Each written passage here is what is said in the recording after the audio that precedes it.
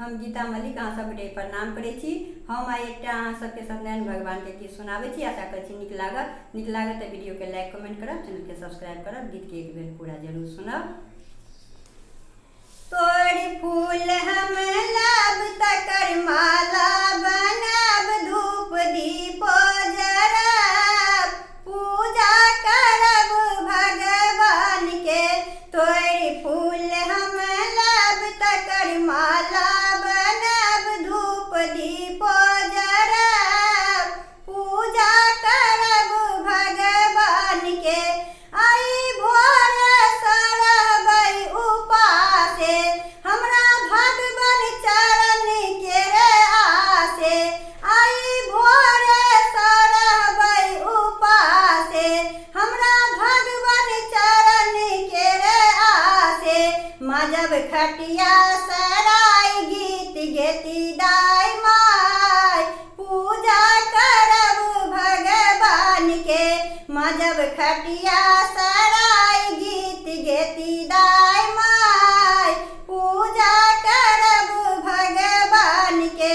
हम छिंजल भरब भरि लोटा, जोड़ा धोती रंगब अंग पोछा। हम छिंजल भरब भरि लोटा, जोड़ा धोती रंगब अंग पोछा। हम पंडित के बजाब एकटा नारियल चढ़ाब, पूजा करब भगवान के। हम पंडित के बजाब एकटा नारियल चढ़ाब, पूजा करब भगवान के। दूध केरा में चीनी मिला कर रखब चौरठ चंगेरा सजा कर। दूध केरा में चीनी मिला कर रखब चौरठ चंगेरा सजा कर। पान सुपारी प्रसाद बाटब सौंसे समाज, पूजा करब भगवान के। पान सुपारी प्रसाद बाटब सौंसे समाज, पूजा करब भगवान के।